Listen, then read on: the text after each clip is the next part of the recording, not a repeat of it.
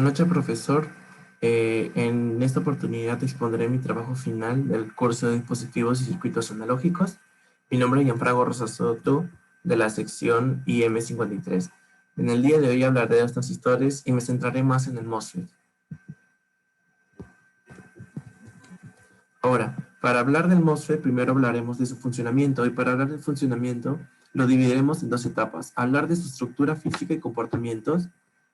Así que primero empezaré con los dos tipos de MOSFET que hay. El primer tipo de MOSFET es el de enriquecimiento, el cual se da cuando tenemos al MOSFET en esta oportunidad de tipo N o de canal N, ya que tenemos que el pin drain y el pin source están conectados a un semiconductor de tipo N. Ya, lo que pasará aquí es que la mayor parte del MOSFET estará compuesto de un semiconductor de tipo P, y asimismo tendremos un pin gate, una entrada gate que estará conectado a un metal. Bueno, el MOSFET funcionaría de tal forma de que si conectamos una fuente de voltaje y el polo positivo lo conectamos a la entrada gate o puerta, todas las cargas positivas se transmitirán por la entrada gate y llegarán a un metal. Este metal se almacenará de cargas positivas. Ahora, bien rozando entre el metal y el canal P, podemos ver que existe un óxido. Este óxido servirá como un aislante entre el metal y el canal P, lo cual nos dará clave o nos dará a entender que se podría ver como un capacitor o un condensador. Según la física del condensador, según la física del condensador, lo que nos dice es que si se almacenan cargas positivas a un lado, entonces las cargas negativas se atraen, polos opuestos se atraen. Entonces, si hay cargas positivas en un lado, cargas negativas irán del otro lado. Entonces, si almacenamos en la entrada cargas positivas, entonces todas las cargas negativas o electrones del canal P irán corriendo el, hacia el punto de encuentro, que será entre el metal y el drain. O sea, intentarán llegar hasta lo máximo que pueda hacer. En este caso sería el límite entre el canal P y el óxido. Entonces, se almacenarán todos los electrones ahí, lo que permitirá hacer un puente de electrones y permitirá que la corriente de drenaje vaya a la fuente. En este caso, de drain a source. Ahora podemos decir que mientras más voltaje positivo le almacenemos al gate, entonces más corriente pasará, más corriente del drenaje se transmitirá por el transistor. Ahora, el transistor MOSFET en tipo enriquecimiento tiene tres zonas de comportamiento. La primera es la zona de corte. En esta zona de corte podemos decir que la corriente de drenaje es igual a 0 amperios y el voltaje de drenador a surtidor es igual al voltaje aplicado al transistor. Asimismo, para que se cumpla esto, vamos a decir que el voltaje de gate a source o de puerta a fuente debe ser menor o igual a al voltaje de puerta a fuente o de gate a source estipulado en el datasheet del transistor MOSFET que estemos utilizando. Para llegar a la zona de saturación, en esta zona podemos afirmar dos cosas. Primero, que sabremos que está en zona de saturación si se cumple que el voltaje de drenador a surtidor sea mayor al voltaje de puerta entre el surtidor menos el voltaje estipulado en el datasheet. Asimismo, podemos calcular la corriente del drenaje por medio de la multiplicación de una variable K que será entregada que estará nombrada en el datasheet del transistor, y multiplicándolo por el voltaje de gate a source menos el voltaje estipulado en el datasheet, y esa resta elevarlo al cuadrado. Para ver en la zona óhmica, en esta zona podemos afirmar que se encontrará en dicha zona si el voltaje de drenador a surtidor sea menor al voltaje de gate a source menos el voltaje estipulado en el datasheet. Asimismo, este también tiene su fuente o su ecuación para calcular la corriente. Ahora, puede ser que la corriente, o podemos hallar esta variable K, o podemos ver como en la zona óhmica, en zona de saturación vemos un K'. El K' lo podremos hallar de esta ecuación, o también podemos decir que la variable K será igual a K' entre 2, la mitad de K'.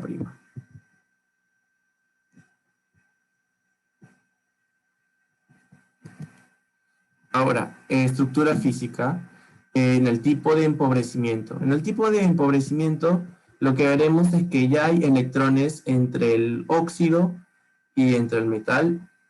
Entre el canal de tipo P y el óxido, ya se encuentran electrones en la parte superior, lo que permitirá el paso de la corriente de drenaje.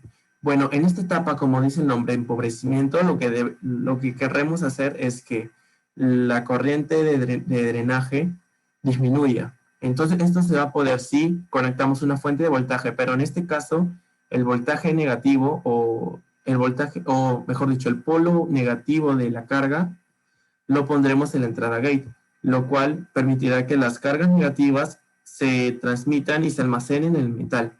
Entonces, las cargas positivas que se encuentran en el canal de tipo P subirán a la parte superior, lo cual hará más chico el canal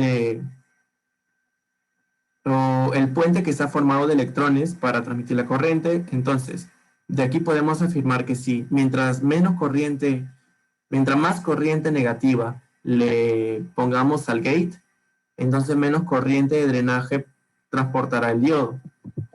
En este podemos encontrar 3 zonas, al igual que en el de enriquecimiento: zona de corte, zona de saturación y la zona óhmica.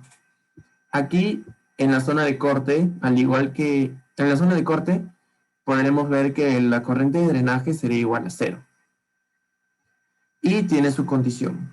En la zona de saturación y en la zona óhmica también tiene sus condiciones en la cual podemos ver que se encuentran en dichas zonas. En cambio, acá solamente hay una sola ecuación para poder hallar la corriente de drenaje. En este caso, esta corriente ID funcionará para la zona de saturación y zona óhmica. Ahora pasaré con el circuito eléctrico. Bueno, para este caso quise escoger un control PWM de carga alterna con MOSFET. Lo que este circuito hará es que nos dará una corriente alterna de 220, puede ser de 110 voltios, de 220 voltios o en este caso como de 230 voltios de corriente alterna con una frecuencia de 50 Hz.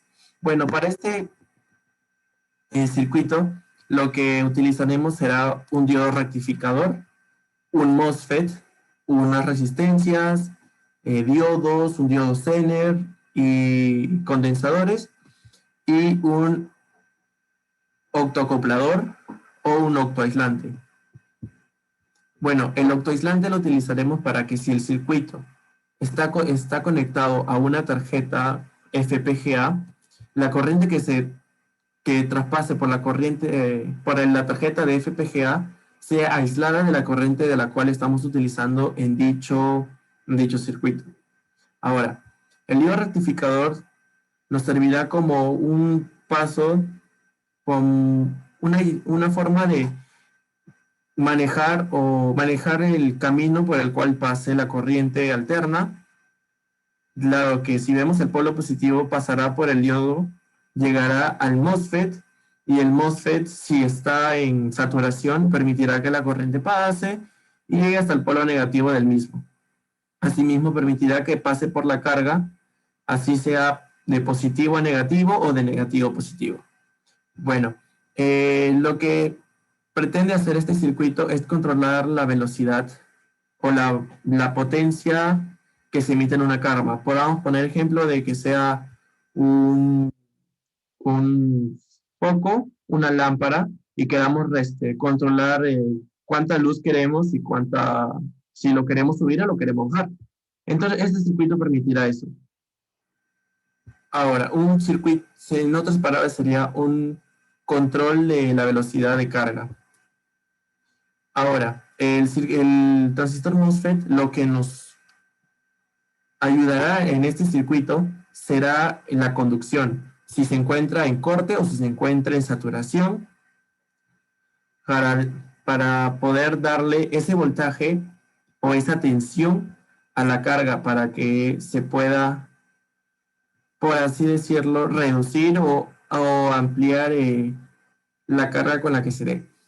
Ahora, conectaremos un diodo y una resistencia en serie. Asimismo, pondremos un condensador de 220 nanofaradios con la finalidad de hacer un aislamiento de las interrupciones que pueden haber en la señal senoidal. Después, utilizaremos una resistencia de 600 kiloohms, pero si nos podemos dar cuenta, una resistencia de 66 kiloohms no existe. Por ello pondremos resistencias en serie de 33 kiloohms en serie, de manera que podamos disminuir la potencia del circuito para así no dañar el Zener, que es el diodo Zener que tenemos por acá, el cual tiene un voltaje de 10 voltios y aquí otro capacitor de 2.2 microfaradios, el cual nos servirá como un amortiguador de la potencia. Como podemos dar cuenta, aquí ya tendremos un voltaje de 10 voltios por el diodo Zener, el cual llegará hasta el octoacoplador. Este octoacoplador funciona con un LED y un fototransistor. Lo que pasará es que si pasa corriente por